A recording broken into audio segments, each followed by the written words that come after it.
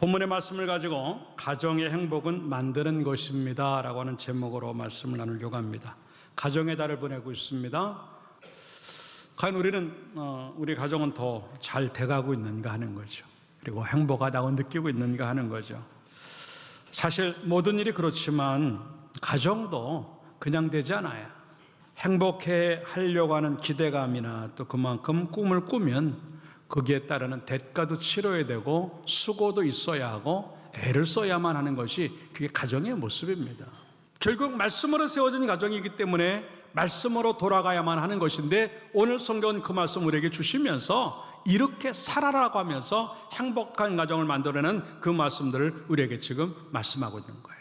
다시 한번 말씀에 집중함으로 말미암아 우리의 가정들이 그렇게 만들어진 시간 되기를 주님의 이름으로 축원합니다. 어떻게 하면 될까 하는 것들을 몇 가지로 생각해 보죠. 첫째, 따라서 합시다. 서로 도움이 되어야 한다. 네, 아까도 말씀했지만 혼자 있는 것이 좋지 않다라고 하는 것은요, 뭔가 빠졌다고 하는 것이지요. 그래서 그걸 채워 넣으시면서 표현하신 말씀이 뭐냐면 돕는 배필을 지으리라 18절에 기록을 하고 있습니다. 돕는 배필.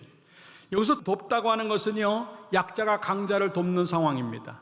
특별히 하나님의 전능하신 손이 움직임으로 말미암아 충분히 도움이 된다고 하는 그런 뜻이에요. 결국 나에게 있는 배우자를 왜 두셨을까? 부모를 왜 두셨을까? 자식을 왜 두게 하셨을까? 가족이라고 하는 공동체를 무엇 때문에 주었을까? 내가 불안하기 때문에, 완전하지 않기 때문에, 빠진 것이 많고 부족한 것이 많기 때문에 그것들을 뭔가 도우라고 이걸 만들어냈다고 하는 겁니다. 물론 아담에게 하와를 만들어내신 목적이 그거지만 신기한 건 뭐냐면 여자를 만드셨는데 돕는 배필이라고 하는 그 단어는 남성형을 썼단 말입니다. 그럼 거꾸로 되는 거예요. 하와가 아담을 돕기 위해서 존재하는 배우자였는데 정말 하나님이 원하셨던 그 모습은 뭐냐면 이 아담이 오히려 하와를 도와야 된다고 하는 말, 이걸 전체적으로 이야기를 하면 서로 돕는 거죠. 한 가정 안으로 묶여서 모든 가족들이 한 공동체가 되었다고 한다면 이제는 서로의 책임이 있고 서로의 해야 될 역할들이 존재하고 있다고 하는 것을 의미하는 것이 이 이야기입니다. 더군다나 이 돕는 배필이라고 하는 말은 또 어떤 뜻이 있냐면 가장 알맞은 존재라고 하는 겁니다. 따라합시다. 상대를 돕기에 가장 알맞은 사람. 네. 여러분들이 어떻게 결혼했는지 모르고 지금 어떻게 살아갔는지 모르지만 하나님이 우리를 만들어내시고 만나게 하시고 가정을 이루게 하시는 목적이 무엇이냐면 그 사람에게 내가 가장 알맞은 돕는 자기 때문에 그렇게 만드셨다고 하는 것을 의미하는 거예요. 나는 과연 가정 안에서 역할이 무엇일까? 그 역할을 과연 나는 잘 감당하고 있을까라고 하는 것이지요.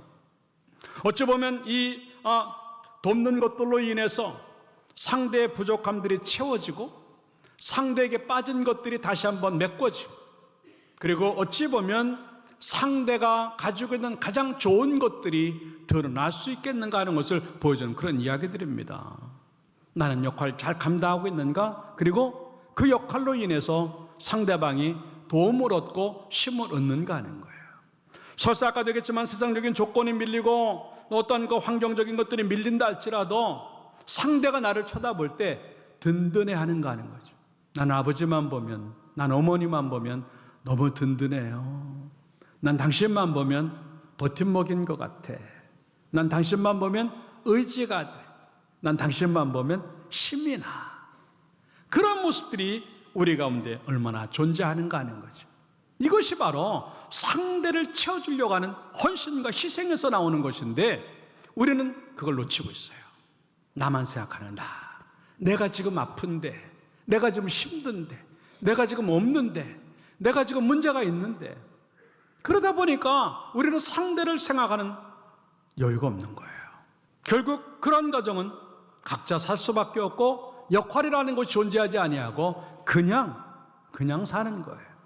그러다 보니까 행복을 느끼지 못해요. 가정은 행복해야 되는 것인데 거기에서 불행을 느끼고 거기에서 상처를 입고 거기서 불편함을 느끼는 가정이 될 때가 참 많다고 하는 것이죠. 과연 나는 내 가정을 책임지고 있는 사람일까? 나는 우리 가족들을 책임지고 있는 사람일까? 이거는 뭔가 남자냐 여자냐 구분이 없는 겁니다. 부모냐 자녀냐 그걸 구분하는 것이 아니에요. 무조건 나는 그렇게 살아야만 하는 존재라고 하는 겁니다. 그러면서 골로새서 3장 18절에 뭐라고 말을 하고 하냐면 각자 역할들에게 이렇게 말씀을 하고 있습니다. 아내들아 남편에게 복종하라. 예, 어떻게 보면 복종하라고 하는 말이 굉장히 기분 나쁘게 들릴지 몰라도 아까도 얘기했지만 질서적인 차원에서 그래요. 유기적인 관계요, 생명체적인 관계인데 위아래 상하 관계의 문제가 아니라 이 질서적인 차원에서 가장의 역할이 뭔가 하는 것인데 그거를 갖다가 만들어내야만 가정이 행복하다고 하는 것인데 아내들은 남편에게 복종하라고 하는 겁니다. 마땅한 거라고 하는 겁니다. 우리는 그렇지 않잖아요. 남편 무시하잖아요. 잔소리하고 함부로 하고 그리고 업신여겨요. 아이고 남자가 돼서 저것도 남편이라고.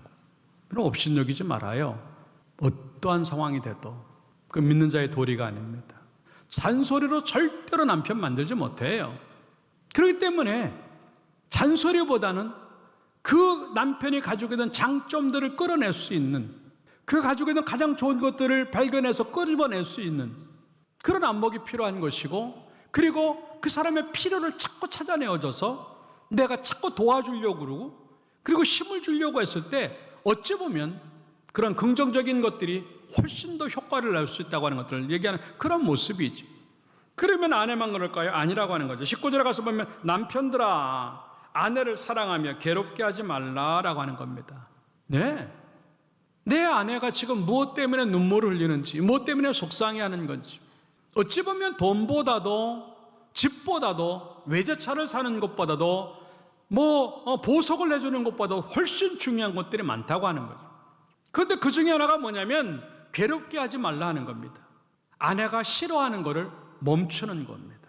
그 괴로움은 곧 우리에게 있는 행복마저도 뺏어가기 때문에 그러는 거예요. 이게 성경적인 이야기 뿐만 아니에요. 20절에 가서 보니까 자녀들아 모든 일에 부모에게 순종하라. 모든 일이에요. 모든 일. 어떠한 일이 생기고 세상이 뒤집어져도 부모의 권위는 절대로 없어지지 않아요. 여러분들이 아무리 성공을 하고 아무리 유명한 사람이 되고 돈이 많고 굉장한 지식이 있고 유명한 어떤 상황에 놓여져 있어도 여러분들은 반드시 부모 앞에서는 자식일 뿐이에요. 그렇기 때문에 모든 일에 순종할 수 있어요. 그렇다 해서 비합리적이고 하면 안 되는 것이 어떤 것은 정말 손해가 가는 거나 뭔가 잘못된 것들을 갖다가 순종하라고 한다면 그건 할 수 없겠지만 근데 사실은 부모라고 하는 존재는 자식이 전부잖아요. 어떤 부모가 자식 잘못되라고 얘기하지 않아요. 어쨌든 자녀들은 모든 일에 부모의 권위를 인정하고 순종해야만 된다는 것을 성경에 준비해요. 그러면 부모들은 어떤가? 21절에 이렇게 얘기해요. 아비들아 너희 자녀를 노엽게 하지 말지니라고 하는. 제가 자주 얘기하지만 열받게 하지 말라는 거죠. 네, 감정으로 자녀들을 대하면 안 됩니다. 화가 날 때가 있겠죠. 견디기 어려울 때가 있겠죠. 힘들 때가 있겠죠. 그래도 자녀들은 감정으로 대하면 안 돼요. 아이가 감정의 상처를 입을 정도로 감정의 문제가 생길 정도로 분노하면 안 된다고 하는 걸 의미하는 겁니다. 어렵죠. 부모 노릇도. 왜? 아이가 낙심할까 하는 거 낙심할까 한다. 기죽고 자신감 잃어버리고 또 속상해하고 아이의 좋은 것들을 잃어버리는 어쨌든 이러한 역할들을 하나님 우리에게 말씀을 하시면서 그 역할을 감당하면서 상대에게 맞는 그 필요에 맞게끔 채워주고 상대에 맞는 뭔가를 도움을 줄 수 있을 때 행복이 되는 것이고 가장 좋은 모습이라고 하는 것을 보여주는 것이 이 말씀이라고 하는 겁니다. 잠언 14장 1절에 그래서 뭐라고 말을 하고 있냐면 지혜로운 여인은 자기 집을 세우나 미련한 여인은 자기 손으로 그것을 허문다라고 하는 겁니다. 나는 우리들의 가정을 세우는 사람일까? 멀쩡한 가정을 허무는 사람일까? 잘 생각해야 돼. 그게 어디서부터 시작되냐면 역할이에요. 나는 상대를 어떻게 도울 수 있을까라는 거예요. 나는 상대의 필요를 어떻게 채울까 하는 겁니다. 우리는 뭔가 상대방의 필요를 갖다가 큰 것만 생각하니까 만들 때가 너무 많다고 하는 거예요. 아니에요. 오늘부터는요, 작은 것부터 저 사람에게 내가 어떤 도움이 되면 좋을까? 정말 이 사람에게는 가장 좋은 것들을 발휘해낼 수 있도록, 장점으로 살아갈 수 있도록 내 도움이 뭐가 있을까? 내가 어떤 걸 채워주면 좋을까? 내가 어떤 걸 이렇게 받쳐주면 좋을까? 그 생각을 하면서 그 사람을 붙잡아 주려고 하는 그 모습이 주어질 때 또 다른 가정의 모습이 나오고 또 행복한 모습이 나올 수 있다고 하는 것들을 의미하는 것인데, 이 모습들을 만들어서 내가 아닌 상대방의 필요가 채워지는 그 모습이 되어짐으로 말미암아 행복한 가정을 만들어내기를 주님의 이름으로 축원합니다. 두 번째 따라합시다. 가장 가까운 사이가 되어야 한다. 24절의 말씀에 보니까 이 남자가 부모를 떠나 그의 아내와 합하여 둘이 한 몸을 이룰지로다. 물론 이건 부부간에 여러 가지 상황들을 의미할 수 있겠지만도, 합한다라고 하는 모든 가족 전체 구성원들에게 똑같이 적용되어질 때 합한다라고 하는 말은 악교로 풀칠을 한다. 곧 이 접착제, 아주 강력 접착제, 본드 같은 거로 이거를 종이와 종이를 붙여내는 상황을 의미하는 겁니다. 띄려고 했을 때는 둘 다 상처를 입고 둘 다 망가질 수밖에 없기 때문에 떨어지면 안 되는 상태가 바로 합한다라고 하는 겁니다. 그 이유가 뭐냐면, 하나님은 혼자 있는 것이 좋지 않게 보여서 둘이 함께 살고 둘이 같이 살아가게끔 그 사람을 거기에 만들어 놓으신 거예요. 그 때문에 어떤 경우에라도 두 사람은 떨어지면 안 되는 사이입니다. 이 가족이라고 하는 존재는 가장 가깝다는 거 아니겠어요? 이 가정 안에, 가족 안에 다른 뭐가 들어오면 안 돼요. 근데 요즘은 너무 많이 들어와 있어요. 세상에 그 어떤 조건들이 밀고 들어와서 이 가족 간의 가까움을 전부 다 벌려놓는, 이렇게 좀 틈이 나는 그런 상황이 지금 너무 많이 존재하고 있는 거예요. 친구, 이런, 만약에 친구가 너무 좋은데 만나는 것까지는 좋아요. 근데 그 친구를 만나는 것 때문에 가정의 화목이 깨지고 가정에 틈이 생긴다고 한다면 친구 만나는 걸 멈춰야 돼요. 줄여야 돼요. 취미생활하는 것이 가정의 틈을 만든다면 취미 멈춰야 되고 취미생활 줄여야 돼요. 너무 돈 버는 것이 좋아서 가족들이 안 보인다고 한다면 돈 버는 걸 조금 더 조절해야 돼요. 그 어느 것도 가족 안으로 들어올 만한 것들은 없어요. 23절의 말씀에 보니까 아담이 이 하와에게 무슨 얘기를 하냐면, 이는 내 뼈 중에 뼈요 살 중에 살이라 라고 말을 하고 있어요. 이 말은 감탄사죠. 바로 이 사람이야, 이 사람밖에 없어라고 하는 고백이에요. 우리 다 그래서 결혼했단 말입니다. 근데 어느 순간에 이 사람밖에 없어라고 하는 마음이 이 사람 말고 좀 있으면 좋겠다고 생각하고, 바로 이 사람이야 라고 하는 것이 아니라 그래 이 사람은 아닌 것 같아 라고 하는 것으로 바꿔줄 때가 얼마나 많은가 하는 거죠. 집이라고 하는 게 그런 거예요. 사람들이 어디 나갔다가도 항상 돌아가고 싶은 곳이 집이 돼야 되거든요. 근데 집에 가면 혼날 것 같고, 집에 가면 불편하고, 집에 가면 긴장이 되고, 집에 가면 무서우니까 건수를 만들어서라도 집에 안 들어가려고 그러고 늦게 들어가고 싶다고 한다면 이건 아니라고 하는 거죠. 성경 고린도서 7장 5절에 보면 뭐라고 기록을 하고 있냐면, 서로 분방하지 말라, 따로 있지 말라는 거예요. 기도할 틈을 위해서 합의상 잠깐 동안은 하지만 다시 합하라라고 합니다. 합의되지 않은 상황 속에서 분노하는 것 때문에 각방을 쓰거나 싸움 때문에, 아니면 견딜 수가 없어서, 아니면 성적으로 어떤 부담감을 느껴가지고, 아니면 그걸 하나의 또 하나의 공격적인 무기가 되어져가지고 성 없이 살아가는 가정들, 비성경적이에요. 그러면 안 되는 겁니다. 1년에 부부관계를 몇 번을 해야 되는가, 어떻게, 이게 중요한 게 아니라 정말 그 상대방이 심리적인 안정감을 느끼고 정서적인 안정감을 느끼면서 이 사람은 나에게 가장 소중하다고 느껴지고 함께하는 사람이구나 느껴질 만한 그러한 모습들이 우리 가운데 얼마나 존재하는가 하는, 사실 얼마 있으면요 그런 것도 어려워져요. 그렇기 때문에 지금이라고 하는 시간에, 그리고 함께할 수 있는 그 시간에 가장 가까운 사이로 존재하는 것은 우리에게 너무나 중요한 거예요. 다시 한번 나는 우리 상대와 얼마나 가까운가를 한번 생각해 보면서 그 틈이 벌어진 모든 것들을 다 메꿔내고, 절대로 우리는 따로 할 수 없다고 하는 것들을 생각하고 함께 잘함으로 말미암아 행복한 가정을 만들어내기를 주님의 이름으로 축원합니다. 그 이야기가 베드로전서 3장 7절의 말씀이 이렇게 나와요. 남편들아 이와 같이 지식을 따라 너희 아내와 동거하고 그를 더 연약한 그릇이요 또 생명의 은혜를 함께 이어받을 줄 알아 귀히 여기라라. 그러면서 너희 기도가 막히지 않게 하려 함이라. 가족 간의 사랑이 우리 영적인 문제까지 가져오게 하고 부부 간의 문제가 우리의 기도까지 막히게 만드는, 왜? 사람이 막히면 하나님도 막히니까. 그렇기 때문에 우리는요, 상대방을 함부로 하면 가장 가까운 존재로, 가장 함께 할 수 있는 그 존재로 만들어야만 내 영도 살고 기도가 산다고 하는 걸로. 그러면서 8절에 뭐라고 말하냐면 너희가 다 마음을 같이하여 동정하며 형제를 사랑하며 불쌍히 여기며 겸손하며 라고. 안 되면 불쌍한 마음이라도 가져야, 긍휼의 마음이라도 있어야 그게 가능하다고 하는 걸 얘기하는 건데, 여러분들 혹시나 감정이 무뎌지고 여러분에게 모든 또 감정이 다 없어진 것처럼 느낀다 할지라도 다시 한번 말씀 앞에서 그 감정을 회복함으로 말미암아 여러분의 가족들이 하나요 가장 가까운 사이로 만들어져서 행복해지기를 주님의 이름으로 축원합니다. 마지막 세 번째 답사, 부끄럽지 않게 살아야 한다. 25절의 말씀에 보니까 두 사람이 벌거벗었으나 부끄러워하지 아니하니라. 타락 이전의 모습이지요. 벌거벗었다고 하는 것은 사실 부끄러운 일이에요. 그런데 그게 부끄럽게 느끼지 않는다라고 하는, 왜? 서로 받아줄 수 있고 용납할 수 있기 때문에 주어진 상황이에요.